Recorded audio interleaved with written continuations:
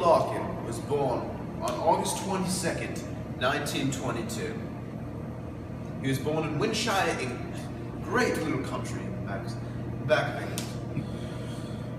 Basically, he died of esophagus cancer on December 2nd, 1985. Sad day in human history. I'll show you that.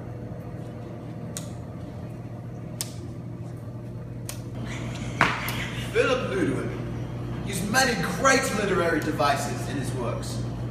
First was imagery, the basis of all poetry, to create an image in the mind of the reader.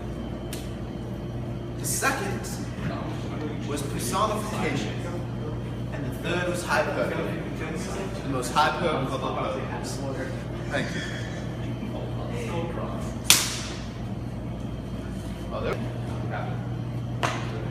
I'm going to read to you a poem named All Day. I work all day and yet half drown at night.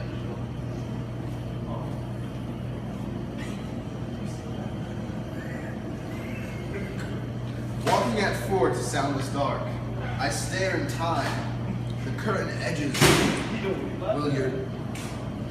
Will you light?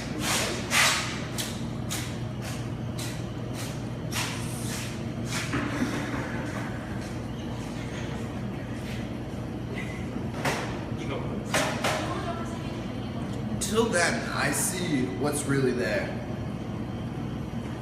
Interesting death. A whole day, never now, making all thought impossible. But how and where, and when shall I myself die? Arrogant interrogation. Yet, the dread of dying and being dead flashed afresh, cold and horrified. Slowly light strengthens and the room takes shape. It stands plain as a wardrobe. What we know, what we've always known. Know that we can't escape, yet can't accept. One side will have to go.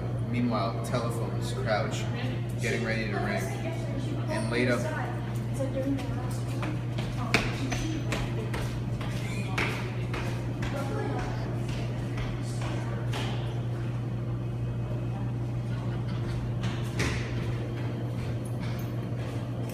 They just ruined my scene. But I guess we should continue. Yet can't escape. One side will have to go. Meanwhile, telephones crouch, getting ready to ring. And laked up voices.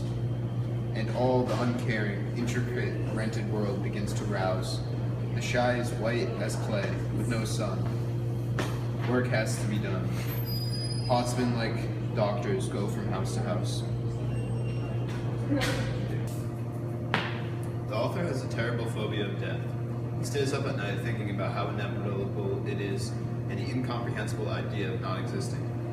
He knows how it has been a problem since the beginning of time, and even in modern day.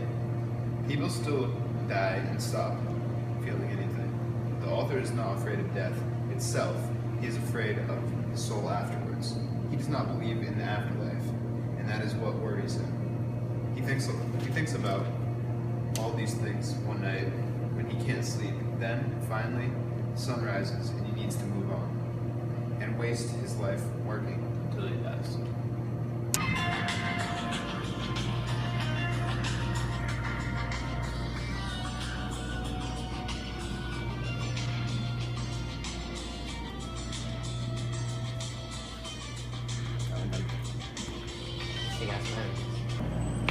This is a verse from the North Ship. The second ship turned towards the east. Over the sea, a quaking sea, and the wind hunted it like a beast to anchor in captivity. Hector, this is an excerpt from This Be the Verse. They fuck you up.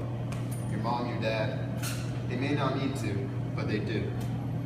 They fill you with the faults they had with some extra just for you. Days. This is the poem, Days, by Phil Larkin. What are days for? Days are where we live. They come, they wake us, time and time over. they are to be happy in? Where can we live but days? Ah, solving that question brings the priests and the doctors in their long coats running over the field. This is an excerpt from Mr. Gleamy. This was Mr. Gleamy's room. He stayed. The whole time he was at the bodies, till they moved him. Flowered curtains, then frayed, fall to within 5 inches of the stone. The Poetry Foundation and the Poetry Archive are accredited with the poems that we read to you today. Thank you.